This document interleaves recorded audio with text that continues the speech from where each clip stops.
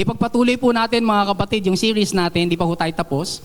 Maniwala tayo. Tanong mo nga yung katabi mo, naniniwala ka ba?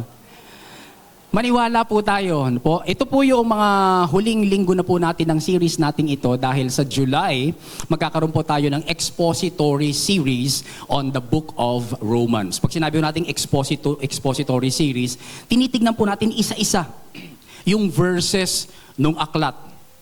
Ilan po ang chapters ng Roman? 16 chapters. So sabi namin ni na Pastor James, sabi namin ni na Pastor Rodel, edi magkaroon po tayo ng break. Pagka nakatatlong buwan na tayo, o may konting break para po makapagpahinga, hindi po mabulunan. Pero yan po maganda. Ang pinakamagandang uri po ng preaching ay expository preaching. Kasi hindi ka mapapagbintangan dyan na nagpapatama ka. Wala kang hawak na topic. Ang hawak mo lamang ay yung mga verses. Dadaanan po yung lahat ng verses na yon. Sabi mo sa katabi mo, tamaan ang tatamaan. Ayun, no? At pag tinamaan ka naman, di magpabago ka naman. Amen, mga kapatid? Kaya tayo nakikinig ng salita ng Diyos para mabago po tayo.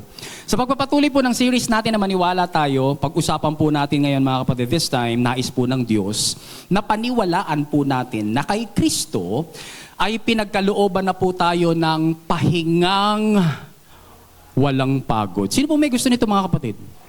Yung bang habang ikay nagpapahinga, hindi ka napapagod? No po? Pahingang walang pagod. Naalala ko po yung kwento ng isang lola sa kanyang apo. Sabi po nung lola sa kanyang apo, Utoy, sabi niya, kapag ikaw ay nabubuhay ngayon, may dalawa ka lang isipin. Una, kung ikaw ay malusog o kung ikaw ay may sakit. Kung ikaw ay malusog, walang problema. Pero kung ikaw ay may sakit, may dalawa kang isipin. Ano po ang isipin? Pag may sakit ka, it's either na ikaw ay mabuhay o ikaw ay mamatay. Pag nabuhay ka, walang problema. Pero pag namatay ka, may dalawa ka na namang isipin. Ano po yun? Kung ikaw ay pupunta sa langit o pupunta ka sa impyerno. Pag pupunta ka sa langit, walang problema. Praise God, blessing po yun. Pero kung pupunta ka sa impyerno, may dalawa kang isipin. Ano po yun? Crispy o extra crispy. Yan po sabi nung lola. So nakuha po ngayon, mga kapatid, nung apo niya. Ayokong pumunta sa impyerno. Joke lang naman po yan, mga kapatid. Pero makikita ho natin na pinag-uusapan po dun yung kaligtasan. Malinaw na pinahahalagahan po dun sa illustration, yung kaligtasan. Alam po ba natin, mga kapatid, na ang buong mundo ay nahati lang sa dalawang grupo pagdating po sa usapin ng kamatayan? Una po ay yung mga naniniwala na pag namatay po sila, ililibing po sila sa eternal, pag nasa ilalim na po sila ng lupa, wala na. They will cease to exist. Tapos na. Tapos na ang kwento niya. Wala nang susunod. Yun po yung mga taong naniniwala sa ganon. Yung pangalawang grupo naman po, mga kapatid, ay yung naniniwala na mayroon pang susunod na magandang destination. Amen? Taas nga po kamay na naniniwala na may magandang destination. Tayo pong lahat, bagamat mayroon ding pangit na destination. No? Para sa ating mga Kristiyano, ang tawag po dun sa magandang destination na yon, after you die, if you're a believer, heaven. Langit. Po? Para po sa mga Muslim, ang tawag po nila doon ay Jannah. Para po mga kapatid sa Buddhist, ang tawag po nila doon ay Nirvana. May bandyatang Nirvana noon. Ang tawag po mga kapatid sa Judaism ng heaven ay Gan Eden. Moksha naman ang tawag sa heaven ng mga Hindus. Valhalla naman ang tawag sa mga nagsusubscribe sa Norse mythology. Tapos, Tian naman ang tawag sa mga Taoists. Tawag nila sa heaven. So, ang paraan ng pagpunta sa mga lugar na ito, nahati rin sa dalawa. Yaon pong mga may gagawin pa para makarating po sila doon sa tinatawag nilang magandang destination, may gagawin pa silang marami. Yung pangalawa naman ay yung wala nang gagawin at magtitiwala sa ginawa ng iba. No? So yung mga Muslim, paano po sila makakarating sa Jannah? Para makarating ang isang Muslim sa Jano, yung tinatawag nilang heaven, bukod sa pag-akap po nila sa kanilang core beliefs in God, in one God, in the prophets and in the scriptures and angels and the afterlife, kailangan po nilang tuparin. Sabihin mo natin tuparin. Yung core practices po nila ng faith kay Allah at kay Muhammad. Kailangan po nila mag-perform ng 5 daily prayers. Sino po rito ang nagpe-pray ng 5 times? Ayo, ano po, talo tayo, no? Pagdating po doon. Kasi 5 times po sila performing 5 daily prayers. Giving to charity, fasting, tuwing may Ramadan, at once in a lifetime, kinakailangan pumunta ka sa Mecca para humalik sa isang bato. Ano po? At least once in a lifetime. Tapos sa Day of Judgment daw, ay titimbangin ang mga ginawa nilang mabuti at masama. Pagkatapos, si Allah na po ang magde-decide, okay, parang mas mabigat yung mabuting mga ginawa. So, pasok sa Jannah. O kaya, nako, sorry, mas mabigat yung mga ginawa mong masama, no, hindi mabuti, hindi ka makakapasok. Kung mas mabigat yung mabuti, Jannah. Kung mas mabigat yung masama, hindi ka makakapasok. Paano po makakarating sa nirvana ang mga Buddhists? Kailangan daw po nilang patayin. Sabihin natin patayin. Ano papatayin nila? Yung apoy ng greed, hatred, and ignorance para matigil po yung cycle ng suffering and rebirth. Mangyayari lang po ito sa magitan ng kanilang continuous practice. Sabihin natin continuous practice. Nung tinatawag nilang Noble Eightfold Path, isang systematic roadmap categorized into ethics, meditation, and wisdom. So kung napapakinggan po ninyo ito mga kapatid, madali bang pumasok sa langit nila? Medyo mahirap, ano? Paano po kaya mga kapatid papasok sa moksha ang mga Hindus by detaching from the material world? So kaaway po nila si Madonna. Si Madonna ba? Kasi si Madonna may gusto sa material, pagiging material, no? They will detach. Hihiwalay daw po sila sa material world. They will realize the oneness of the soul with the supreme reality na kung tawagin po ay Brahman. And this is accomplished by mastering one or more of the 4 yoga. No? Ano po yung ibig sabihin ng yoga? Path. Ano po itong mga yogas na to na kailangan mo i-master para makarating ka sa moksha kung ikaw ay Hindu? Devotion, meditation, knowledge, and action. Paano makakarating sa tian ang mga Taoists? Through spiritual alignment, balancing your inner energy and living in complete harmony with the Tao. Ano yung Tao? The way. Kasama rito ang deep meditation, breath control, pag-practice ng Tai Chi. Nauuso po ngayon no, sa Facebook, sa YouTube, para po sa mga 50 plus, Tai Chi chair. No? Yun na raw ang exercise. Okay? So yung mga wala pang 50, tumakbo po kayo ng marathon. 10 kilometers. Reducing extreme desires. Kailangan mo wala yung mga extreme desires mo. Pagkakaroon ng isang moral living and good deeds. Kung ikaw ay Katoliko, paano makakarating sa langit? Ang salvation po mga kapatid is considered a lifelong journey that involves repentance, participating in the sacraments, yung baptism, yung Eucharist, showing love for God through good works. Ano po ang common mga kapatid sa major religions na ito? Paano ka makakarating sa tinatawag na langit?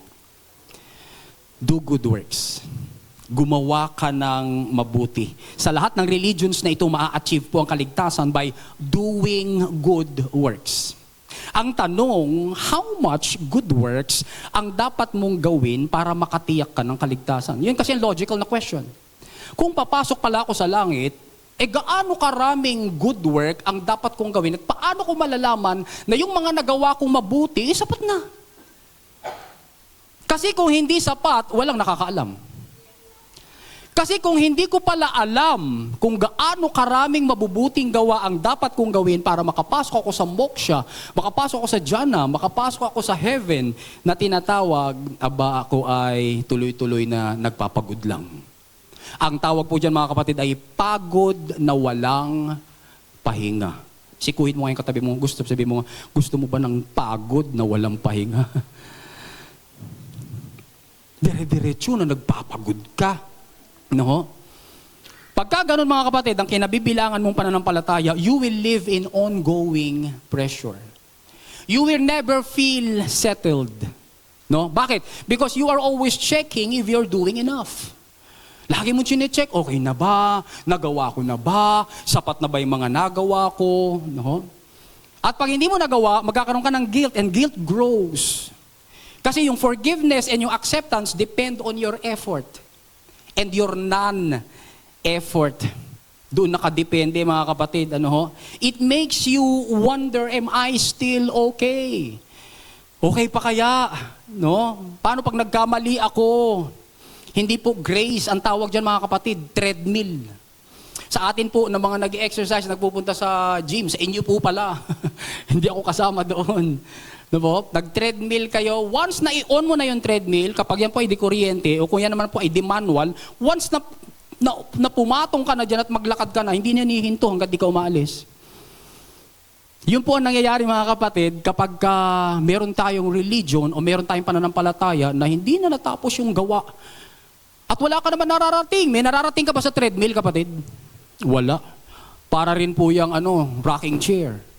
There is movement, but there is no destination. Gumagalaw, pero hindi ka nakakarating.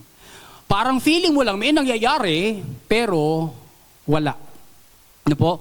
So same cycle. You try, you fail. You try again, you fail again. And then you try again. And then you feel condemned. Bakit? Kasi cycle po siya ng gawa mo. Your view of God becomes transactional. Pag sinabi natin transactional, may gagawin ako, pero pag nagawa ko ito, dapat magbayad ang Diyos sa akin. Pag gumawa ako na mabuti, dapat may pagpapala ang Diyos sa akin. Gagawa ako ng tama para ako ay maka-earn o maging acceptable with God. Sabi mo sa katabi mo, hindi yun grace.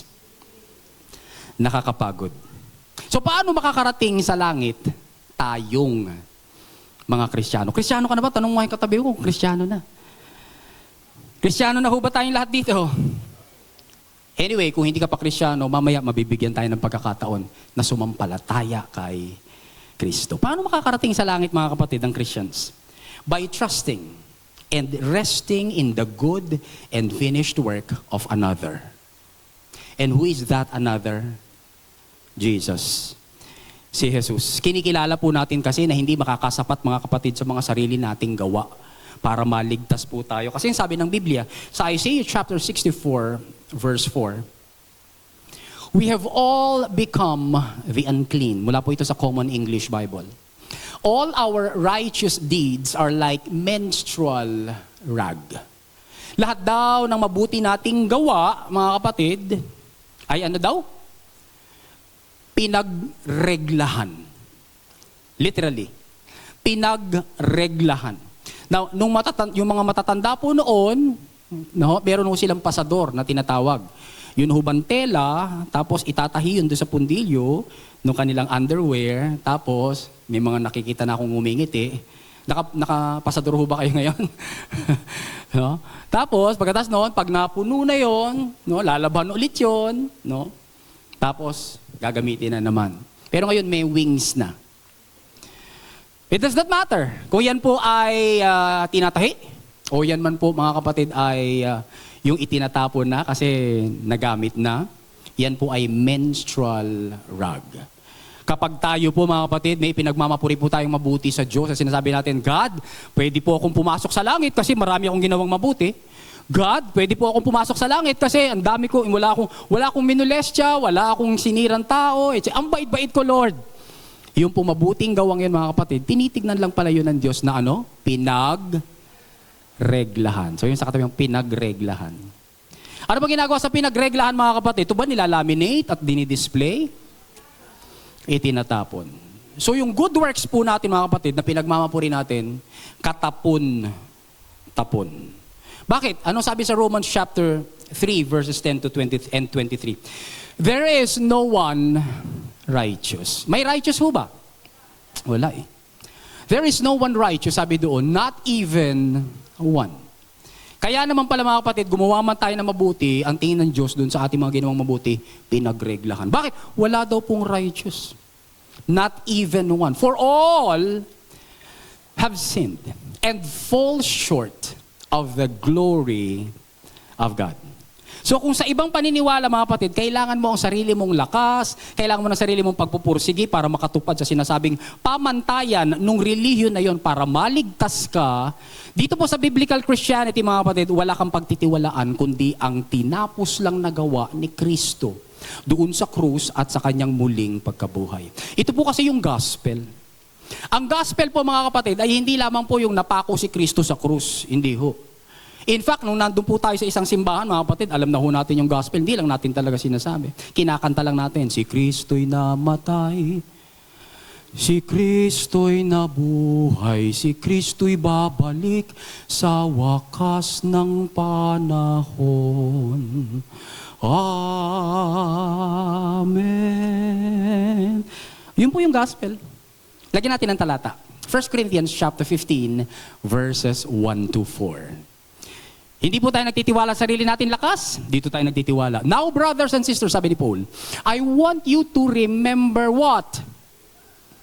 The good news. Sabihin mo natin, good news. Pag sinabi mo bang good news, may bad news? Wala. Walang bad news pag good news. No? So, sabi ni Pablo, remember the good news. Anong ginawa sa good news? I told you. Kaya po yung mabuting balita, ipinapangaral po yun. Yung mabuting balita, no, ay isinisiwalat, ipinapasa. The good news is to be told. Sabi ni Paul, remember the good news I told you. Ano nangyari doon sa good news mga kapatid, nung sinabi sa kanila ni Paul? You received that good news. Okay? You received that good news. And you continue to base your life on it. Kaya nga po mga kapatid, yung gospel of grace, hindi lamang po yun para sa mga hindi ligtas.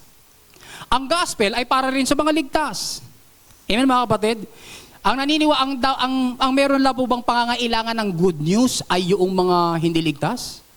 O kung ligtas ka na, kailangan mo pa rin ng good news? Yes, kailangan mo pa rin ng good news. Kasi sabi ni Paul, hindi nyo lang ito tinanggap, you continue to base your life on it. Kaya nga every Sunday, wala po tayo ibang pinag-aaralan dito, kundi Jesus period. The finished work of Jesus on the cross and His resurrection. Wala ho tayong pinag-aaralan dito na magpapalakas po sa atin as we continue to base our life, no, yung pong good news na yon. That good news, the message you heard from me, sabi ni Paul, is God's way to save you. Paano tayo maliligtas mga kapatid? Sa pamagitan ba ng sariling gawa? Sa pamagitan ng good news. Sabi doon, the good news is God's way to save you. But you must continue believing it. If you don't, you believed for nothing. Kung hindi ka nanampalataya at hindi ka patuloy na nanampalataya, sayang naman. No, yung initial na pagsampalataya mo, sayang naman kung hindi mo ito pagpapatuluyan. Sabihin sa katabi mo, magpatuloy ka na dito. Amen? Alam mo na yung good news pagpatuluyan mo na, kapatid. No? So sabi sa verse 3, I gave you the message that I received. Ano na yung good news? I told you the most important truths. Ito na, yung good news. Ano yung number 1? That Christ died for our sins. That is the good news. No? As the scriptures say. Pangalawa, that He was buried. Siyempre, nililibing ang namamatay. Pagka hindi mo yan nilibing, di babaho yan. Nilibing si Jesus, pero mabuting balita, and He was raised to life on the third day. No po? As the scripture says. Sobrang excited na ni Jesus, madaling araw pa lang, nabuhay na siya mula sa mga patay. Nabuhay na siya. Sa sobrang excited ni Jesus na mabuhay, nung ika-third day, boom! No? Umalis na po siya. And mind you, hindi po yung tao ang nagpaalis kay Jesus, si Jesus po ang umalis. Siya po ang nabuhay mula sa mga patay, binuhay siya ng kanyang ama. At ngayong nanampalataya na po tayo mga kapatid, sa good news, hinihimok tayo ng Diyos ngayon na mamahinga. Okay? Inaanyayahan tayo ngayon ng Diyos na mamahinga. Hebrews chapter 4, verses 1 to 3, first part. Sabi doon, God's promise of entering His rest still stands. Ang pangako daw po ng Diyos na mamahinga hanggang ngayon nandun pa rin. So we ought to tremble with fear that some of you might fail to experience it. Bagamat ipinag-aanyaya yung pamamahinga, no po, meron ho bang hindi makaka-experience? Yes, meron. Sabi mo sa katabi mo, sana hindi ikaw. Sana ang maranasan po natin ay tunay na pahinga. No po? Tuloy po natin, verse 2. For this good news, ano yung good news? Namatay si Kristo, nilibing siya, nabuhay siya mula sa mga patay. For this good news that God has prepared this rest has been announced to us. Sabi nung sumulat ng Hebrews, di kasi natin alam kung sinasabi si Paul ang sumulat niyan o sabi nila hindi si Paul ang sumulat niyan. Anyway, may nagsulat ng Hebrews and sabi niya, this good news has been announced to us just as it was to them. Sino yung them? Hindi ko na tinanggal yung aking notes. Sa mga Israelites na nasa chapter 3. So yung mga Israelites noon sa Old Covenant, pinagpapahinga rin ng Diyos. No po? Kaya lang ano po naging problema mga kapatid nung sila po ay pinagpapahinga ng Diyos. Verse sa susunod. But it did them no good because they did not share the faith of those who listened to God. Naging pakipakinabang po ba mga kapatid yung pamamahinga na pinang-anyaya sila sa kanila ng Diyos? Hindi po. Bakit? Because hindi po sila nanampalataya. No? So ipinaghanda po sila ng Diyos ng kapahingahan, hindi po nila naranasan. Sino lang makakaranas? Verse 3. For only we who believe can enter His rest. We who believe, only we who believe can enter His rest. Nagpataas ako kamay kanina ng kamay. Sino pong gusto ng rest? Paano natin mararanasan yung rest? Believe. Let us believe. Napako na po ba si Kristo mga kapatid? Sumigaw na ho ba siya ng it is finished? Therefore, may iaambag ka pa ba? Para sa kaligtasan? Wala na. May kukontribute ka pa ba kapatid? Wala na. Gaano ka ka-believe kay Jesus bilang iyong tagapagligtas? Believe na believe. Kung believe na believe ka pala, di itodo mo yung belief mo. Itodo mo yung iyong pagsampalataya sa Kanya. Believe His finished work on the cross and you will enter His rest. Amen po mga kapatid. Palakpakan nga po natin si Lord. Maniwala po tayo mga kapatid na ang gusto ng Diyos para sa atin ay pahingang walang pagod. Ibig sabihin ba, Pastor, wala na akong gagawin. Hindi ako magsiserve, hindi ako magpe-pray, hindi ako magbabasa ng Biblia. Hindi yun ang pinag-uusapan natin. Yung pagsiserve, pagpe-pray, pagbabasa ng Biblia, pag-evangelize, yun po ay gawain bunga ng biyaya ng Diyos sa iyo. Pero hindi mo yun gagawin para tanggapin ka ni God. Malinaw po mga kapatid? Hindi ako magpe-pray para maging katanggap-tanggap ako kay God. Hindi ako magbabasa ng 3 chapters a day para mahalin ako ni God. Hindi mga kapatid. Kundi gumagawa ako from the point of view na kasi ako ay love na ni God. Ako ay accepted na ni God. Kaya naman ang sarap magbasa ng salita ng Diyos. Kaya naman ang sarap maglingkod sa Panginoon. Kaya naman pag nag-praise and worship, nauuntog ako dun sa kisame, kakatalon dahil tuwang-tuwa ako because of the realization that God loves me. There should be a distinction dun mga kapatid. Sige, palapakan mo natin si Lord.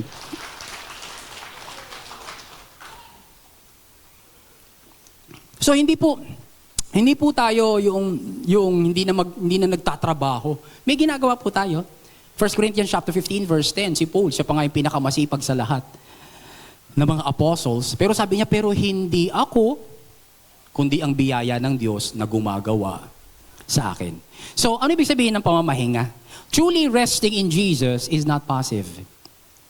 It is trust-based.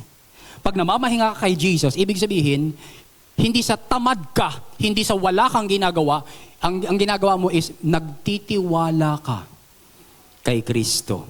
Ano po? Ibig sabihin, we stop trying to add anything to what He already finished. And we start living out of the reality, mga kapatid, na tayong mga Kristiyano, tayong mga tunay na mananampalataya, tayong mga lehitimong anak ng Diyos ay already forgiven. Tayo ay already cleansed. Tapos na. Tayo ay already made righteous. Tapos na. We are eternally accepted in Him. At wala ka nang gagawin para mas maging malinis ka pa. Wala ka nang gagawin, kapatid, para mas maging matuwid ka pa. Wala ka nang gagawin, kapatid, para mas maging eternally accepted ka pa. Because lahat ng ito ay dahil kay Jesus. Dahil sa tinapos niyang gawa dun sa krus. Let it be clear para sa bawat isa po sa atin. So narito po mga kapatid, ang ilang specific and practical ways para maranasan po natin yung pahingang walang pagod. Pagkwentuhan natin, paano tayo makakaranas ng pahingang walang pagod? Una, replace getting forgiven with believing you are already forgiven. Ibig sabihin ito mga kapatid, palitan po natin yung paghabol sa kapatawaran. Na para bagang hindi ka pa napatawad. Palitan po natin yung mga kapatid ng pananampalatayang tayo ay pinatawad na. Sabi mo sa katabi mo, you are a completely forgiven person.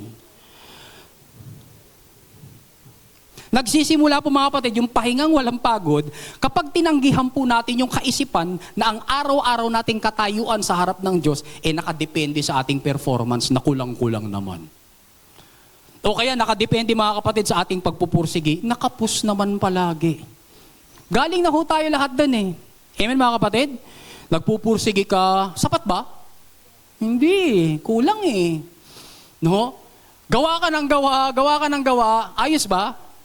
Hindi. Kaya nga po may nababurn out eh. Ano po? May nababurn out. Bakit? Kasi nga gawa siya ng gawa tapos wala naman palang kapupuntahan. Okay? So maging malino na po sa atin mga kapatid ang Hebrews chapter 10 verse 14. Ano po yun? For by the one offering. Ilang offering ho? Isa. Pagka sinabi ho bang for by the two offerings, pag sinabing two offerings, ibig sabihin sumapat ba yung isa? Hindi. Inaabot ng dalawa eh. Ano po? Kapag may dumalaw kay Sister Peewee, at Sister Peewee, ito po yung nangyari sa ngipin ko. Pag sinabi ni Sister Peewee, okay, hindi pa tayo tapos. Oho. Binunot ko lang yung 7 mong ngipin. Balik ka uli. Hindi pa kasi tayo tapos. So ilang visits kinakailangan lagpas sa isa eh. Kasi hindi pa tapos.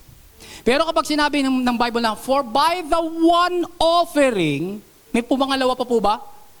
Wala na, one lang. Sabi sa katabi mo, one lang. Maging malinaw na ho sa atin ito mga kapatid. By the one offering, ano naging bunga ng one offering na yon? He has perfected forever. Yung pong perfected mga kapatid, past tense, present tense, future tense. Past tense. Pag sinabi ho bang past tense, nangyari na, nangyayari pa lang, mangyayari na. Nangyari na, perfected na. Sabi mo sa katabi mo, you are perfected forever. By how many offerings of Jesus? One. Hindi lang yun. You are completely cleansed. No? May lilinisin pa ba sa'yo? Wala na. Wala na, kompleto na eh. You are completely cleansed. Sino ang nililinis mga kapatid? Those who are being sanctified. Okay? Linawin po ulit natin ito mga kapatid. O yun naman pala, may sinasanctify. Ano po? Diyan po ngayon nagkakamali mga kapatid. Kaya nagkakaroon po ng mixture mga kapatid. Kasi sabi diyan, perfected forever na pero sinasanctify pa. Kaya yung sanctification ay progressive mga kapatid. Ang sanctification, ulitin ko ang sanctification ng ating espiritu, yung born again spirit mo, perfect na. Okay? Kaya nga pag ikaw ay nadedo ngayon, pag ikaw ay namatay ngayon, ang diretso mo punta sa langit. Paulit-ulit po ako rito mga kapatid, marami na po tayong nilibing, marami na po tayong binurol, marami na po tayong mga Christians na inilibing, wala pa po kaming nilibing ni na Pastor James, ni na Pastor Rodel na perfect sa behavior. At tingin ko, pag dumating din yung time na kami po ay ililibing, kasama rin kami doon sa listahan na hindi rin kami perfect in behavior. Pero ba't pupunta sa langit yung Kristiyanong yan? Dahil perfect yung behavior? Hindi. Ano ang perfect? Yung born again spirit. Yung espiritu na nasa atin na yung bagong espiritu. Kaya nga, sabi sa 2 Corinthians 5:17, nung sumampalataya na tayo kay Kristo, for all who are in Christ are what? New creations. Ano nangyari sa old? gone. Ano nangyari sa new? It is now here. Kaya ikaw, kapatid, yung born again spirit mo, by one offering, perfected forever. Kaya pupunta ka sa langit, hindi dahil sa behavior mo. You are completely cleansed. Yung born again spirit mo. Now, tingnan po natin yung behavior. Yung behavior po ba natin, perfect na? Hindi pa. Umiinit-init ba minsan ang ulo natin? Minsan ba nakakapag-imagine tayo ng kung ano-ano? Nagbabasa ka ng salita ng Diyos, no? Nagbabasa ka ng salita ng Diyos, Pastor James, no? Tapos biglang may maiisip kang kung ano-ano. Meron kang gustong patayin. No? Meron kang krisis sa iyong kaisipan. Merong naglalaban sa puso mo. Perfect na ba? Hindi pa eh. Kaya nga po sabi doon, yung by one offering, pinerfect na, sino? Yung those who are being sanctified. Saan? Sa behavior. Amen? Para yung behavior po natin ay umayon doon sa perfect born-again spirit na nasa atin na ngayon. Kaya nga po, lagi nating inuulit mga kapatid, sabi mo sa katabi mo, be patient with me. Pagpasensyahan mo ako. Amen mga kapatid? Kaya hindi ho natin binubugbog dito sa pulpito, kayo mga Kristiyano, mga born again na kayo, naninigarilyo pa kayo, mga born again na kayo, nanonood pa kayo ng pornography. Hindi mga kapatid. No? Bagamat mali po yon, no? Pero hindi po tayo nakatingin doon. Nakatingin po tayo doon sa perfection of the born again spirit. Kasi yung perfection ng born again spirit, si Lord naman na namumroblema as if kung may namumroblema nga siya. Pero responsibility niya na baguhin ka. Hindi ko responsibility na baguhin ka, kapatid. Amen? Nangangaral po tayo ng salita ng Diyos, pwede ko po sabihin sa inyo, oy, eto po yung kakainin natin, pero hindi ko po maituturo sa inyo yung gutom. Pwede ko sabihin sa inyo, eto, inumin natin, pero hindi ko sa inyo maituturo yung uhaw. Ilang nanay na po ang nag-prepare ng kanilang mga tanghalian. Sabi niyo sa kanyang mga anak, oh mga anak, luto na ang sinigang. Oh mga anak, luto na, naprito na ang naprito na yung kawali. Naprito na yung tilapia. Ang sagot ng mga bata, wait lang. Kasi may ginagawa pa. Ano ho? Luto na ho ba yung pagkain? Yes. Pero pwede mo bang ituro yung gutom? Hindi. Parang ganun din ho dito. We preach, we hope, we pray, mga kapatid, na habang nangangaral po tayo, nagkakaroon ng renewal of the mind. Pero sino ang magre-renew ng mind? Sino magbabago ng isip? Ikaw. Ikaw mismo. At ang growth ay nangyayari, no, habang pumapayag kang baguhin ng Diyos ang isip mo. Doon tayo hindi pantay-pantay. Sapagkat pagdating sa pagbabago ng isip, meron pong ang bilis makapagbago. Oh, ganun ba yun? Okay, hindi ko nagagawin. Oh, nagbago na siya kagad ng isip. Ang tawag po doon, repentance. The change of mind. No? Tapos meron namang sasabi, hindi. Hindi ko pa yan hindi ko pa yan kaya, hindi ko pa kayang baguhin ang sarili ko. No? So naiwan po siya doon. Pero nandun ang Diyos. Sabi po doon, ginawa na po tayong perfect, ginawa na tayong completely cleansed. Those who are being sanctified. Bringing each believer to spiritual completion and maturity. Maging malinaw na ho sa atin to. Sa magitan po ng krus ni Kristo, pinatawad na po ang lahat ng ating mga kasalanan. At kinansila pa ang record ng ating charges. Colossians chapter 2 verse 13 and 14. Sabi doon, when you were dead in your sins and the uncircumcision of your flesh, God made you alive with Christ. Past tense, present tense, future tense. God made you alive. Binuhay ka ng Diyos. Tapos na? Tingnan mo nga yung katabi mong binuhay ng Diyos. Binuhay yan ng Diyos. No? Ano sabi ni God? Ang sabi ng Bible, paano ka binuhay? He forgave us all our sins. Yung forgave, mga kapatid, past tense, present tense, future tense. Past tense na. Magbago po tayo ng isip. Ilan ang pinatawad, mga kapatid? Lahat. Ano ibig sabihin ng lahat? Ng all. Lahat. Wala kang pupuntahan dyan sa all na yan eh. Pag sinabing lahat, lahat. At pag sinabing forgave all, He forgave all. Hindi ho natin problema, mga kapatid, kung pinatawad tayo ng Diyos sa lahat. Pag may nagbigay ba sa'yo, kapatid, ng kotse ngayon, mamumroblema ka, sabihin, Pastor James, ba't mo naman sa akin binigay itong jet tour? Aangal ba ako kay Pastor James? Sabihin ko, Pastor James, ba't mo ang ganda-ganda naman sobra nitong jet tour? No, ayoko. Aangal ba ako? Hindi. Ba't tayo namang problema po tayo sa laki ng biyaya ng Diyos? Lord, ba't ganyan ka naman magpatawad? Sobra ka naman magpatawad, Lord. Lahat.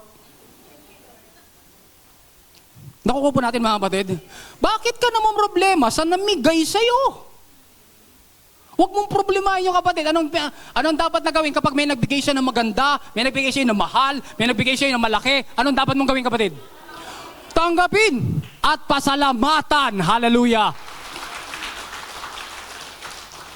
Kaya pag sinabi po ng Bible, God, He forgave us all our sins. Aba, kasama po dyan yung past sins ko, kasama dyan yung present sins ko. In fact, hindi ko pa nagagawa yung sin. Not that gusto kong gumawa ng sin, sapagkat ayoko na dahil na alam ko na kung gaano ko kamahal ng Diyos. Pero yung gagawin ko pa rin kasalanan, mga kapatid, pinatawad na ni Lord. Amen, mga kapatid? Ganun kalaki yung biyaya ng Diyos. Sabi mo nga sa katabi mo, your next sin is forgiven. Yung susunod mong kasalanan, napatawad na rin. Now, pag narinig mo ba yung kapatid, sasabihin mong, abay, gusto kong magkasala. Gusto mo ba, mga kapatid? Para sa atin naman nakaranas na ng biyaya ng Diyos, hindi naman ganoon. Kaya po mali yung bintang, mga kapatid, nung mga hindi nag-aaral ng biyaya ng Diyos, tapos sabihin, tuturo-turo kayo ng grace, gustong-gusto nyo lang talaga magkasala. Hindi, kapatid. Sapagkat mas marunong ang Diyos sa'yo. Alam mo kung ba't mas marunong ang Diyos sa iyo at sa atin? Sapagkat nung napako po si Kristo doon sa krus ng Kalbaryo, pinatawad ang lahat ng ating mga kasalanan. Nung nabuhay si Kristo mula sa mga patay, mga kapatid, saan nanirahan si Kristo? I have been crucified with Christ. Galatians 2:20, and I no longer live, but Christ lives in me. Kung nakatira na sa iyo si Jesus, gusto mo pang magkasala? Hindi na. Ayun sinasabi ninyong gusto pa namin magkasala. Kaya mag-aral po tayo. Pag-aralan po natin yung gospel of grace. Bakit? Sapagkat nung pinatawad na ako sa lahat ng aking mga kasalanan, tinirhan ako ngayon ni Jesus. At si Jesus na nagpapatakbo ng buhay ko. He is now my life. Colossians chapter 3 verse 4. Si Kristo na ang buhay ko. Kaya pala pumait na yung beer. Kaya pala all of a sudden parang ayoko na. No? Kaya pag dinignan ko yung relationship namin, ayoko na, hindi to tama. Bakit, mga kapatid? Sapagkat nakatira na sa iyo si Jesus. At hindi lang yan, mga kapatid. Gusto niyo pa? Hindi lang pinatawad yung lahat ng mga kasalanan natin. Kasi yung kasalanan, may bayad po yan. Meron po yung charge. Pero tingnan niyo po sabi sa verse 14. Having canceled the charge of our legal indebtedness which stood against us, yung kaso natin, it stood against us and condemned us. He has taken it away. Saan? Sa krus. Nung napako si Kristo sa krus, sabi ni Kristo, pinapatawad kita, Allen, sa lahat ng iyong kasalanan. Tapos nga pala, Allen, hindi lang yung lahat ng iyong mga kasalanan, pati yung bayad mo sa lahat ng iyong mga kasalanan, kansilado ko na. Amen. Hindi lang niya kay Allen sinabi niya rin sa akin. Sinabi niya rin sa bawat isa sa atin. Sarap di ho ba, mga kapatid? Kaya ngayon, pag alam mo yon, makakapahinga ka. Yes. Kaya nga ang linaw-linaw ng Romans chapter 8 verse 1, sabi po doon, if you belong to Jesus, you won't be punished. Kung nakay Kristo ka na, hindi ko na parurusahan. Sino po, mga kapatid, ang stress na stress? Di yun nakakulong. Stress na stress po yung nakakulong, himas, rehas, at hindi nila alam kung anong kakainin nila. Hindi nga sila nakatulog kagabi dahil nakatayo silang lahat dahil siksikan po sila. Pagod na pagod dahil nararanasan po nila yung pagod, naranasan po nila yung stress dahil sila po ay nasa ilalim ng parusa. Praise God. Sabi ng Romans chapter 8 verse 1, there is now no condemnation to those who are in Christ Jesus. If you belong to Jesus, you won't be punished. Amen, mga kapatid. Palakpakan nga po natin si Lord. Praise God. So, sabay-sabay ho natin basahin to. Maniwala tayo na kay Kristo ay mayroon na tayong pahingang, sabi ko naman, sabay-sabay ho tayo. Sabay-sabay po tayo. Maniwala tayo na kay Kristo ay mayroon na tayong pahingang walang pagod. Number 2, mga kapatid, stop trying to stay in fellowship. You cannot lose what union secured. Ano po? Nung nasa mixture pa po tayo, mga kapatid, tinuturo po natin, pag nagkasala ka, alis ang Holy Spirit. Tapos pag nagbait-bait ka, babalik ulit ang Holy Spirit. No? Naku, magagalit ang Diyos sa iyo. No po? Pero malinaw po sa Bible, mga kapatid, no? Pag sinabi ho nating rest o pahingang walang pagod, hindi po natin iniisip na mawawala tayo sa presensya ng Diyos.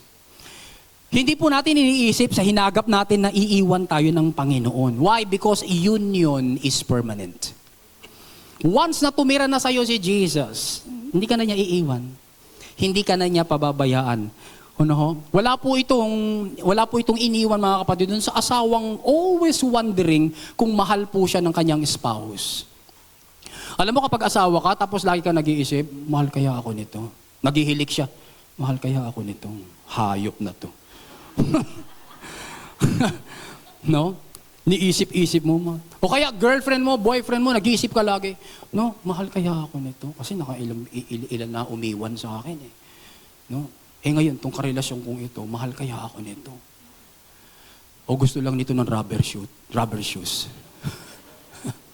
O gusto lang nito ng regalo? Ano? So nag-iisip ka, meron ka bang pahinga, kapatid? Wala. Bakit? Kasi hindi ka assured doon sa oneness ninyo. Pero sinasabi sa atin ng Biblia, mga kapatid, let us stop trying to stay in fellowship kasi you are always in fellowship. Lagi kang kasama, lagi kang ka-fellowship ni God. Nakatira na nga siya sa iyo. 1 Corinthians chapter 6 verse 17. You are one spirit with Him. So therefore, hindi ka niya iiwan. Ito nga lagi natin dinudugtong, kahit na nga nagkakasala ka. Habang nagkakasala ka, kasama mo si God. Kasama mo si God. O di may fellowship kayo ni God. Hindi ka niya iniiwan, hindi ka niya pinababayaan. Amen, mga kapatid? Yung po yung kaya, gaano ba ka-permanente yung union natin with God? Tingnan niyo po Ephesians 1:13-14. And you also were included in Christ. Napansin po natin, mga kapatid, ito papapansin ko po sa inyo. Pag magbabasa ka ng epistles, pansinin mo, past tense na lahat. You will be blessed to notice that when you read the epistles, Romans, 1 Corinthians, 2 Corinthians, Galatians, Ephesians, Philippians, Colossians, 1 Thessalonians, pag binasa po natin yung mga epistles, yung mga verb, past tense na. Of course, meron po mga future dyan kapag nag-usapan po yung pagdating ni Kristo, yon. Pero pag yung pagdating doon sa nangyari na sa atin, because of the finished work of Jesus, tapos na. Tingnan niyo po. And you also were, what? Included in Christ. Kailan ka na-include in Christ? When you heard the message of truth. Ano yung message of truth? The gospel of salvation. Ano yung gospel? Si Kristo'y namatay. Si Kristo'y nabuhay. No? So, nung narinig mo na yung kapatid, when you believed, nung pinanampalatayaan mo na yung gospel, mga kapatid, you were what? Marked, past tense ulit. Markado na tayo eh. Marked in Him with a seal. The promised Holy Spirit. Ano po? Who is a deposit, ang banal na Espiritu, deposito, guaranteeing our inheritance until the redemption of those who are God's possession to the praise of His glory. So included na po, mga kapatid, tayo kay Christ. Ikaw ay isinama na, iyan ay kasama ka na ni Kristo, mga kapatid. Past tense. Ganyan ka-permanent ang fellowship natin, kaya pwede po tayong mamahinga. Huwag kang kakaba-kaba. No, na parang baka iniwan ako ng Panginoon. Reconciled ka na ba kay God? May talata, 2 Corinthians chapter 5. 18-19, sabi doon, all this is from God, who, ito na naman, past tense na naman, who reconciled us to Himself through Christ. Bati na ba kayo ni God? Yes. Amen? Siya ang tatay mo, anak ka niya. nung nanampalataya ka na, you are reconciled with God through Christ and gave us the ministry of reconciliation. Kaya tayo po nangangaral kasi ministry po natin yung reconciliation. Para yung mga hindi pa reconciled, sila rin ay ma-reconcile with God. That God was reconciling the world to Himself in Christ, not counting people's sins against them. Ulitin ko, not counting people's sins against them. Tanong, nagbibilang ba ng kasalanan mo ang Diyos? Not counting people's sins against them. Binibilang ba ng Diyos yung kasalanan mo? Hindi. Bakit? Pinatawad niya nga lahat eh. Inalis niya nga lahat eh. Ano pang bibilangin? Sabi mo sa katabi mo, ikaw na lang ang nagbibilang eh. Tayo lang ang nagbibilang. Itong ginawa ko, itong ginawa ko, itong ginawa ko. Kaya ngayon, wala tayong pahinga. Pero sabi ng Bible, not counting people's sins against them. And He has committed to us the message of reconciliation. Kaya ito yung mensahe natin sa mga hindi pa huligtas. Na tayo po ay pinakipagkasundo na ng Diyos sa Kanya, kailangan lang tayo rin ay makipagkasundo sa Diyos. Yun ang sabi sa verse 20. Amen mga kapatid? May napupulot ho ba tayo? So, posible po tayong pumalpak sa ating behavior. Posible po tayong madapa, pero mananatili pa rin tayong reconciled with God. It is already done. It is already finished. Wala pong makaka-break nung union ninyo ni God. Nangako na ho siya, hindi kita iiwan, hindi kita pababayaan. Ano po? Because reconciliation is not a daily project that we are working on para kumpletuhin. Hindi ko tayo parang nagtatanim ng garden. Si Papa ngayon nagtatanim ng garden. Yung kapitbahay po namin, hindi niya lote yun, tinatamnan po niya. Ay wala namang gumagamit eh. So para nililinis niya, nilagyan ng mga malunggay, no? Tapos una, nandito lamang sa may malapit sa kalsada, tapos maya-maya, nandun na. Nagdidilig siya, maya-maya, nandun na. Mamaya-maya, kanya na yung lupa. Kumpleto na ba? Hindi pa. Hindi pa kumpleto. Hindi po ganun ang reconciliation. No, ang reconciliation hindi yung unti-unti nakikipag-reconcile ka kay God. Hindi mga kapatid, biglaan yun. Permanente yun. And in fact, hindi naman ikaw una nakipag-reconcile kay God eh. Si God ang nakipag-reconcile. Ikaw ay ni-reconcile ni God na sa Kanya. Kaya nga hindi na nga po tayo enemies ni God. Tayo po ay friend ni God. Amen mga kapatid. Palakpakan nga po natin si Lord. Hallelujah. So, basahin po natin ito mga kapatid. Maniwala tayo na kay Kristo, meron na po tayong pahingang walang pagod. Pangatlo, gusto niyo pa ho? Make your mind choices. Set your thoughts on Christ, not on your spiritual scorecard. Kasi tayo po minsan, meron ho tayong mga scorecard. Nakapag-church ba ako ngayon? Nakapagkaloob ba ako? Meron pa nga church, meron pa mga pastors, pag nag-meeting po sila, sasabihin nila, ilan na members nyo? Ilan ang binautismohan ninyo this month? Gano'n nakalaki ang offering ng inyong church? Anong ginagawa mo kapatid? Scorecard. Saan nakabata yung scorecard? Sa performance. Nino? Nya o mo? Mo. Kakapagod. So let us make up our mind choices. Set natin yung thoughts natin kay Kristo. Pag sinabi ho nating pahingang walang pagod, nangangahulugan ito na walang tigil na renewal ng ating mind. Kung saan nagpapaturo po tayo sa Holy Spirit na mas piliin po natin yung katotohanan kaysa sa takot. Colossians chapter 3 verses 1 to 3 sabi doon, since then you have been, ito na naman, past tense na naman raised with Christ. Ano ka na raw kapatid? Raised with Christ. Anong position mo? You are in a position of being raised. Now, kung yun ang position mo, nangangailangan ito ng practical na application. Kung ikaw naman pala binuhay kasama ni Kristo, sabi po doon, you have been raised with Christ, set your hearts on things above. Kung ako pala ay kasama na ni Kristo, therefore, ang isip ko, kapatid, ay dapat nasa things above, where Christ is seated at the right hand of God. Set your mind on things above, not on earthly things. Why? For you died. Past tense, present tense, future tense. Past tense na patay ka na. Yung luma mong pagkatao, patay na. And you died and your life is now hidden with Christ in God. Kaya kapag tayo po ay inaatake na naman ng guilt, inaatake po tayo ng anxiety, huwag po tayong makipagdebate sa guilt at saka sa anxiety na parang boss natin sila. Kung ikaw ay empleyado, nakipagdebate ka sa boss mo, sino panalo? Yung boss.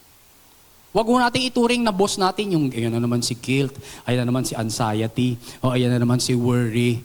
No? Tapos kinakausap mo sila, sinong talo? Talo ka. Huwag ka makipagdebate sa guilt. Huwag ka makipagdebate sa worry mo. Mag-focus po tayo sa finished work ni Jesus. Amen? Kaya nga ang tawag sa atin, again, believer. Mananampalataya. So ang trabaho po natin mga kapatid is to believe. So binigyan po tayo ni Lord ng maraming bagay na dapat po nating i-believe dahil inaanyayahan nga po niya tayo na mamahinga at huwag magpagod. Maniwala po tayo mga kapatid kay Kristo na mayroon po tayong pahingang walang pagod. Number 4, do nothing to get more. No confession rituals, no repeated forgiveness seeking. No, wala ka nang gagawin kapag para sa atin ng mga tunay na mananampalataya, mga totoong Kristiyano at mga lehitimong anak ng Diyos, ang confession ay tungkol sa agreement with God, hindi po tungkol sa pagpapalinis o muling pagtanggap ng kapatawaran na naman as if hindi ka pa talaga napatawad. Balikan nga po natin Hebrews 10:10. Sabi sa Hebrews 10:10, and by that will, ano yung will? That new covenant, ayon sa context, we have been made holy. Ano yung ginawang holy? Yung born again spirit. Through the sacrifice of the body of Jesus Christ. Ilan lang? Ilang beses lang ho yung sakripisyo mga kapatid? Once. Hanggang kailan? For all. For all time. For all people. Yung sacrifice na yon para sa lahat. So hindi ho gaya ng paulit-ulit na animal sacrifices sa Old Testament. Ang kamatayan po ni Kristo sa krus is a single, perfect offering that never needs to be repeated. Hindi po ito mga kapatid nangangailangan ng sequel na gaya po ng mga pelikula ng Marvel tsaka ng DC. No po? Na ilakailan na hanggang sa natapos yung Infinity War, hanggang doon, kailangan subaybayan mo yun kasi hindi pa natapos yun. Tapos nung natapos na, pumitik na, namatay na si Tony Stark, meron na naman mga bago. Dumating na naman ngayon ito may mga bagong bida na naman, no? May bago na namang darating, ibang universe na naman. Hindi natatapos. Yung finished work ni Jesus, mga kapatid, once for all. Kaya naman tayo po ay permanently made holy. We are cleansed sa lahat ng ating mga kasalanan. Not by our good works, but entirely by the will of God. Pastor, sabi kasi sa 1 John 1:9, confess. Alam mo ba natin, mga kapatid, na yung word na confess sa 1 John 1:9, ano sabi sa 1 John 1:9? Yung sabon para sa mga Kristiyano, o pag nagkasala kayo, gamitan nyo yan ng 1 John 1:9. Ano yung 1 John 1:9? If we confess our sins, He is faithful and just to forgive us and to cleanse us from all unrighteousness. Yung word na confess po doon mga kapatid is from the Greek word homologeo. Na ang ibig sabihin po ng homologeo, to speak the same thing, to voice the same conclusion, to agree with. Dati, nung nasa mixture tayo, pag sinabing confess, ang ibig sabihin natin niya, humingi ka ng tawad. Nag-confess ka na ba? Humingi ka ng tawad. Tatagalugin natin bigla, humingi ka ng tawad, mag-confess ka. Hindi pala yun ibig sabihin ng confession. Ibig sabihin ng confession, mga kapatid, to speak the same thing. To voice the same conclusion, to agree with. Tanong, ano po ang ginawa ng Diyos sa ating mga kasalanan? Sa pamamagitan ni Kristo. Anong ginawa niya? Pinatawad. Therefore, kung magsasalita si God sa atin ngayon bilang kanyang mga anak, ano ang sasabihin ni God pagdating sa ating mga kasalanan? Pinatawad na kita sa lahat ng iyong mga kasalanan. Kinansela ko na ang lahat ng mga penalty, lahat ng charges kinansela ko na. Yun ang sinasabi ni God tungkol sa iyo. Now, if you confess, ano ibig sabihin ng confess? To agree with God. Amen? To agree with God. Kaya pagka nag-confess ka, sasabihin mo rin, Lord, nakiki-agree ako sa iyo sa sinasabi mo tungkol sa aking kasalanan. Yun ang confession. Lord, I voice the same conclusion as you have about my sins. And what is God's conclusion about my sins? They are forgiven. Amen mga kapatid? Ibig sabihin ba, Pastor, pag nagkasala ako, ano na ngayon ang sasabihin ko? Pag nagkasala ako. Una, hindi ka nahihingi ng tawad. Good news, bad news? Hindi makasabi yung iba. Good news, bad news mga kapatid? Good news. Alam niyo kung bakit good news mga kapatid? Kasi nung hingi ka ng hingi ng tawad, paulit-ulit ka. Hindi ka mapapahinga. Lord, patawarin mo po ako, Panginoon, sa nagawa kong pagkakasala. Tapos pagkatapos na, after 5 minutes, patawad na kaya. Lord, yung hiningi ko ng tawad kanina 5 minutes ago, patawarin mo ako. Talaga, Lord, Lord, talaga. Ito na talaga, Lord. Pinatawad mo na ako. Pinatawad mo na ako, Lord. Yes. Praise God. Mamayang gabi ulit, Lord, yung hiningi ko ng tawad kanina umaga, talagang pinatawad mo na ako. Paulit-ulit ka. Pero hindi naman pala yun ang pinagagawa sa atin ni Lord. Dahil inanyayahan tayo ng Panginoon, mga kapatid, no, na lumakad sa kapahingahan, He dealt with our sins. Ang ginawa ni Lord, pinatawad niya niyang lahat. And dinideklara niya ngayon, I have forgiven all of your sins. Tapos ngayon, pag nagkasala ka, sabihin mo kay God, Lord, nakiki-agree po ako sa iyo na pinatawad mo ng lahat ang aking mga kasalanan, kasama yung kagagawa ko pa lang ngayon. Malinaw mga kapatid? Ano po?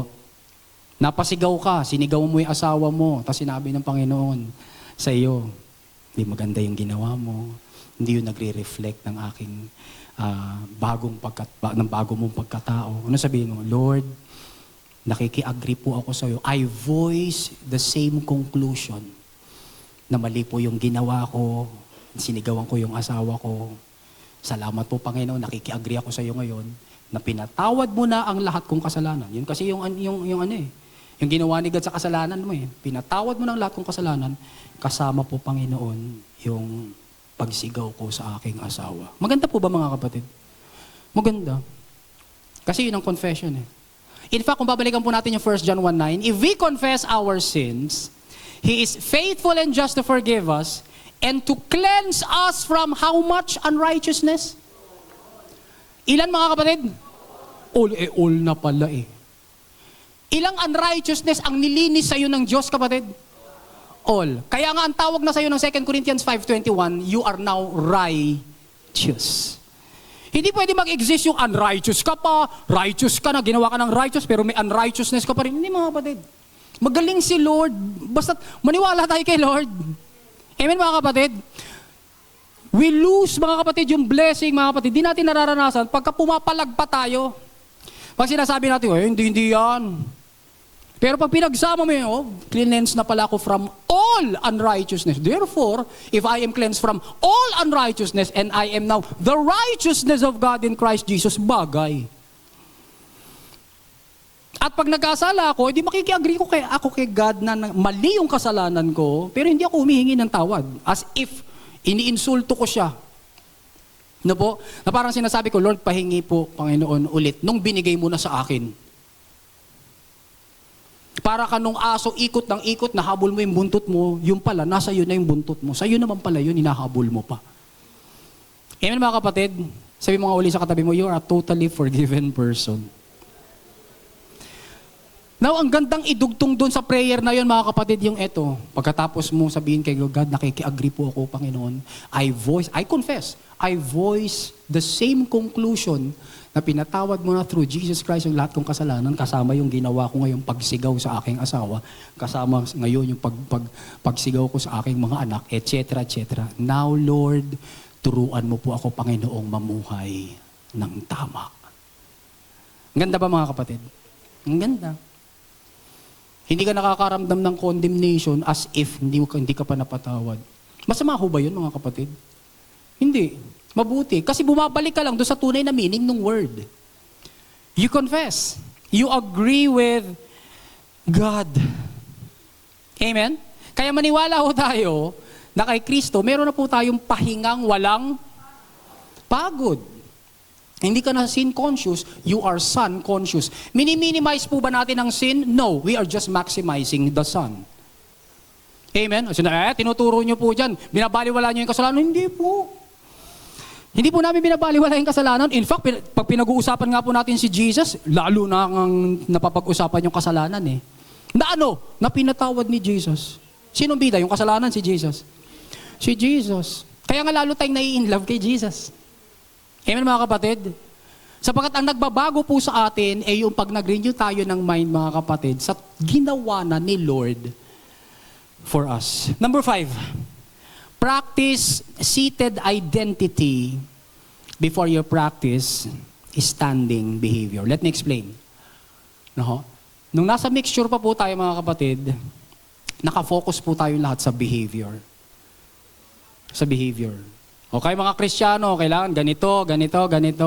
Nung ini-encourage natin yung mga unbelievers na sumampalataya kay Kristo, sabihin natin sa kanila, come as you are. Lapit lang kayo. Kung ano kayo. Madumi ako. Lapit ka lang kay Lord. Nung lumapit na kay Lord, biglang tatambakan mo na, ito na gagawin mo. Kasi pag hindi mo yung ginawa, madudumihan ka. So bumigat ngayon yung buhay Kristiyano. Bakit? Sapagkat nung unbeliever pa siya, ang gaang lang lumapit kay Lord eh. Pero nung Kristiyano na siya, ang dami mo nang binigay na kabigatan. Nabaliktad. Napunta kasi sa behavior. Pag-usapan muna natin, mga kapatid, yung bago mag-behavior, pag-usapan muna natin yung pwesto. Kaya nga tayo ay seated, meron tayong seated identity. Ano po yung sabi yung seated identity? Hebrews chapter 1 verse 3, sabi doon, after He, sino yung He? Si Jesus. After He had provided, past tense, present tense, future tense. Past tense. Na-provide na yung purification for sins? Yes. One time, no? Paulit-ulit ho tayo, mga kapatid. Paulit-ulit. Yes. Na-provide na ni Jesus. Anong ginawa ni Jesus, mga kapatid? He sat down at the right hand of the majesty in heaven. Umupo na po si Jesus Christ. Napag-usapan ako natin to, ninuro na po sa atin to ni Pastor James. Ano po? Mag-isa lang bang nakaupo si Jesus at the right hand of God? Mag-isa lang ho ba siya nakaupo? Hindi ho. Iniupo rin ho tayong kasama ni Kristo. Iniupo tayo ng Ama. May talata po ba tayo? Meron. Ephesians chapter 2 verse 6 says, and God raised us, taas nga po ng mga us, taas ang us. Yan. And God raised us up with Christ. Tapos na? Yes. Ito pa isa. Nung itinaas ka, and seated us. Tapos na? Iniupo ka na, kapatid. Kanino? Kanino katabi? Kay Christ. Linaw naman eh. Seated us with Him in the heavenly realms in Christ Jesus. Kaya, nung si Jesus Christ, sumigaw na po siyang, it is finished, no? Kompleto na po ang kaligtasan, kompleto na po ang blessings, mga kapatid, umupo na siya. Wala na po siyang gagawin pagdating sa ating kaligtasan. Wala na po siyang gagawin pagdating sa pagpapala natin. He seated. He rested. He ceased from His labor. He stopped doing things to save us. Bakit? Provided na eh. Ngayon, pag ikaw sumampalataya, ikaw, mararanasan mo rin yung pag-angat at pag-upo sa nakasama ni Kristo. Sa posisyon ng pamamahinga. Gaya po ninyo, mga kapatid, habang nakaupo po ba kayo, mga kapatid, hinihingal kayo? Sino sa atin dalawa ang hinihingal? Ako. Bakit? Ako nakatayo eh. Ako nandito eh. Pero kayo, no, ayos na ayos. You are in a position of rest. Amen? You are in a position of rest. Parang ganoon din po, in the spirit, mga kapatid, we are in a position of rest. You are seated with Christ.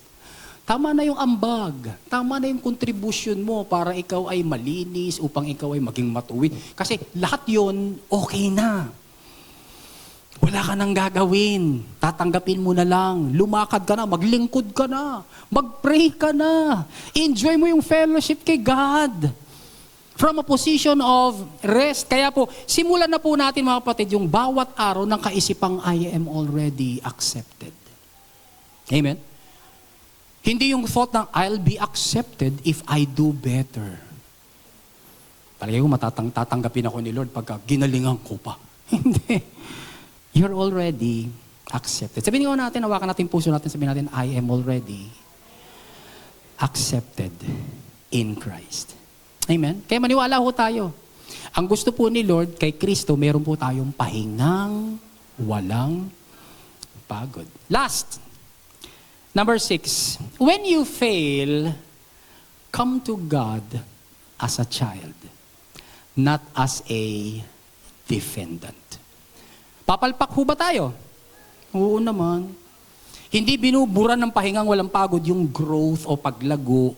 Binabago pa nga nito yung kung paano tayo tutugon pag nagkasala tayo, pag nanghina tayo, pag nanlupaypay po tayo.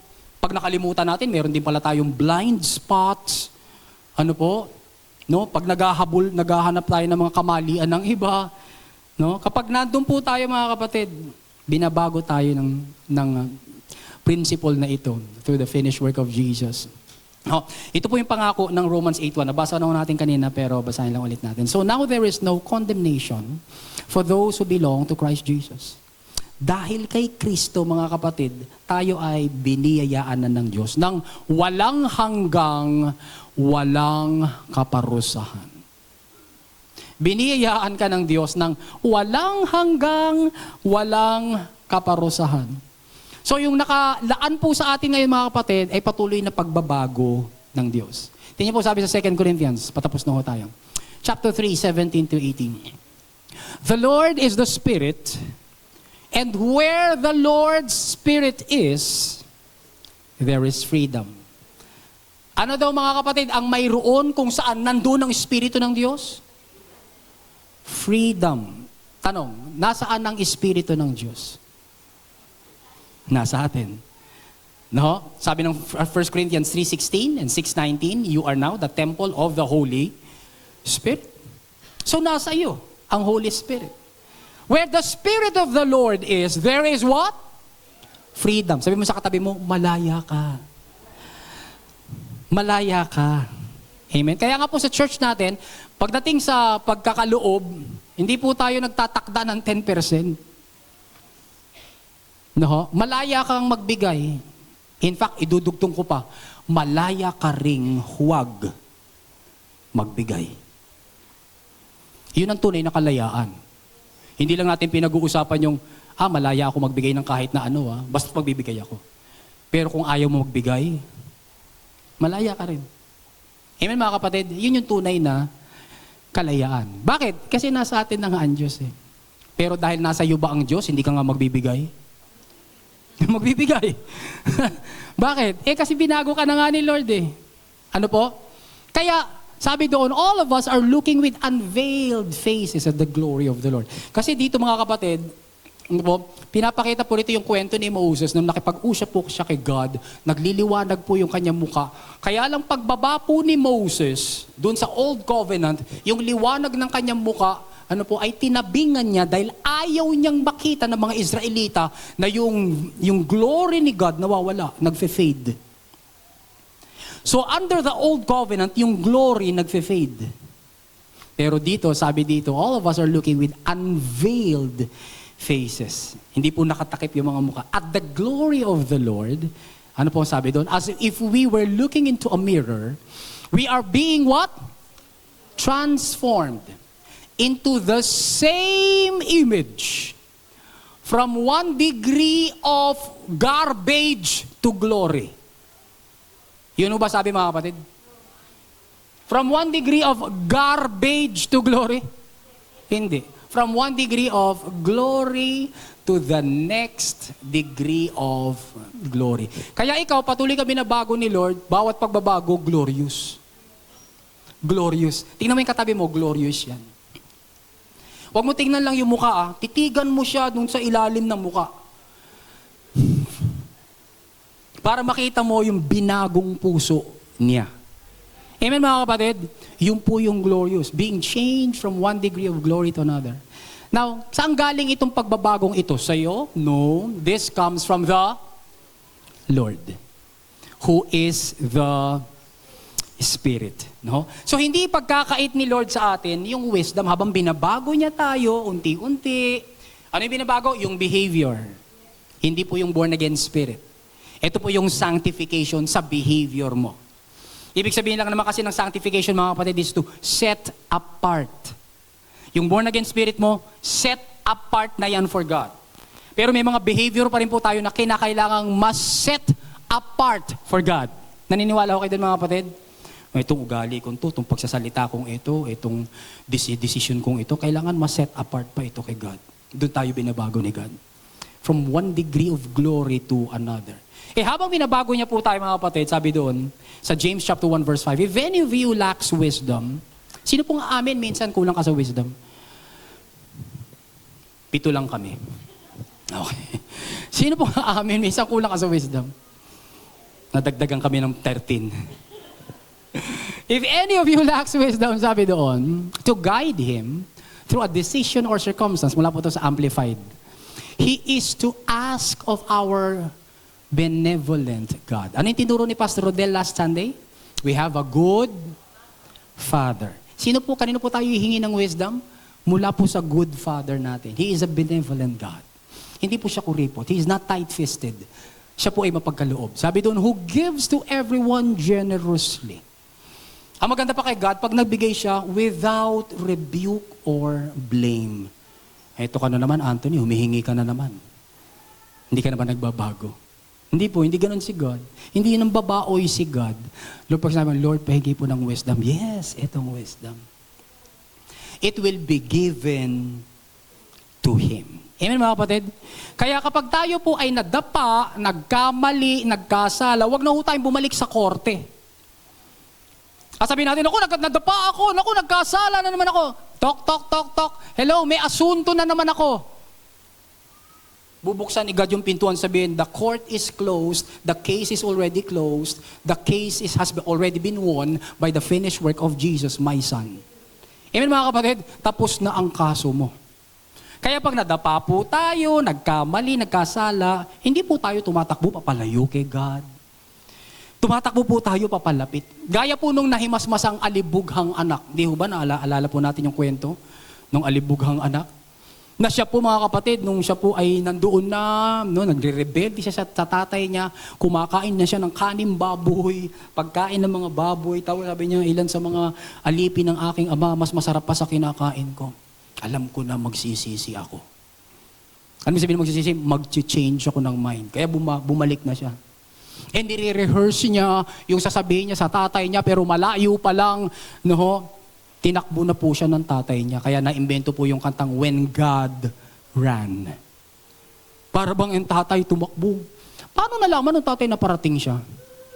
Dahil araw-araw inaabangan siya nung tatay niyang bumalik. Tapos inakap na siya ng tatay niya. Hindi na niya nasabi yung ni-rehearse niya. Biyaya nga eh. Nagpa-practice siya. Nakatingin siya sa condemnation. Pero hindi na po niya nasabi. Bakit? Sapagkat nandun na po yung akap ng kanyang ama. Balik po tayo kay God. Huwag po tayong lalayo. Basahin po natin ito, panghuli. Ang magkaroon ng pahingang walang pagod ay ang mamuhay tayo na sapat na ang tinapos na gawa ni Kristo. Mamuhay tayo ng ganyan. Kaya naman, dahil nagtitiwala na tayo kay Kristo, itinitigil na natin. Sabi mo sa katabi mo, itigil mo na. Ano titigil natin? Magpursige, magsumikap, magbayad upang maging katanggap-tanggap sa Diyos. Na mamahinga ang ating isip, pumapanatag ang ating puso. Anong take away natin mga kapatid?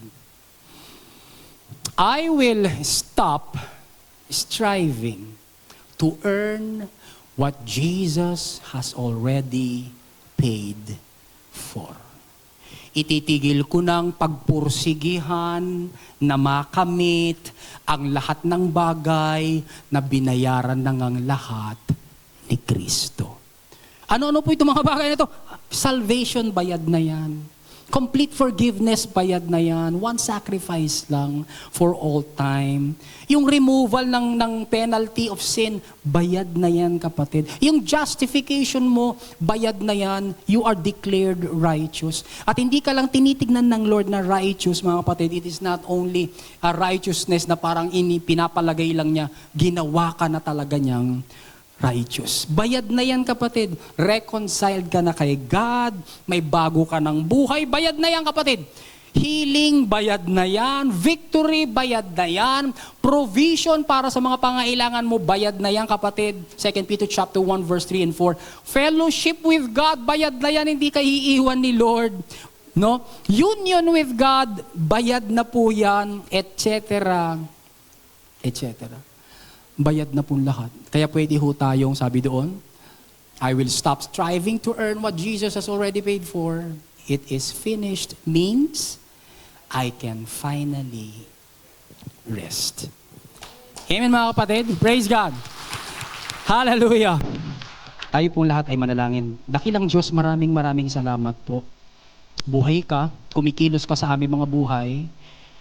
You have provided rest for us, Lord. Thank you for the finished work of Jesus. Jesus, maraming salamat po. Alam mo kung gaano kami kahina. Alam mo kung gaano kami kahuna. Alam mo, Panginoon, kung gaano po kami karupok. At alam mo, Panginoon, na hindi namin kaya na maging acceptable before the Father sa ganang sarili ng laming lakas, abilidad, kakayanan, estratehiya. Kaya, Lord, maraming salamat po. Ikaw na po ang tumugon sa tawag ng Ama. Ipinagkaloob mo ang buhay mo sa krus upang kami po, Panginoon, ay makapanampalataya sa tinapos mong gawa sa krus at sa iyong muling pagkabuhay.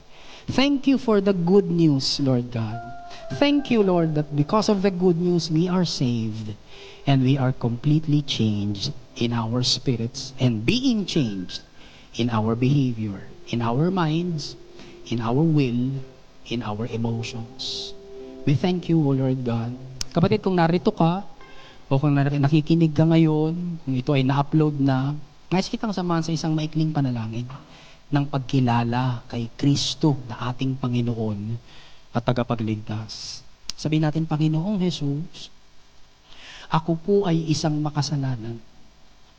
Hindi ko po kayang iligtas ang aking sarili.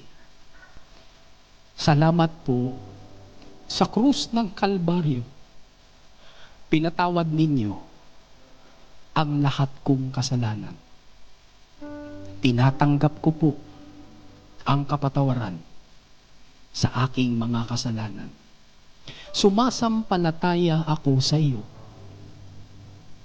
Aking Panginoon, aking tagapagligtas, nagtitiwala ako sa tinapos mong gawa doon sa krus at sa iyong muling pagkabuhay.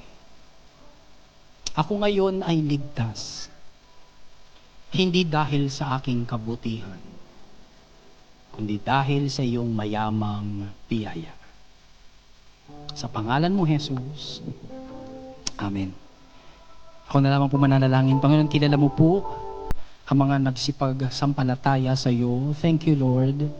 Nagagabayan mo po sila. Kung narito sila, tulungan mo kami as a church na akayin po sila sa isang mas naglulumalim pang pagkilala sa iyo. That we grow together in the grace and in the knowledge of our Lord and Savior, Jesus Christ. Thank you, Lord, na patuloy mo kaming i-guide, Lord God, upang mahakay po sila hanggang sa sila din po, Diyos, ay magamit mo maging kapakipakinabang sa iyong kaharian. At sino man po ang nanonood ng video message na ito, we pray, Father God, na ilid mo po sila sa isang grace church, sa isang iglesia, Panginoon, na hindi pinaghahalo ang luma at ang bagong tipan. Na binabasa pa rin ang buong Biblia, ngunit tinitignan ang bawat talata na may lente ng tinapos na gawa ni Kristo. Gabayan mo po sila, Panginoon. Lead them, Lord God. to pastors who will shepherd them lovingly and with care, with godliness. We give you praise in Jesus' name. Amen and amen. Handa po natin ating mga puso, mga kapatid. Tayo po ay magpipira-piraso ng tinapay.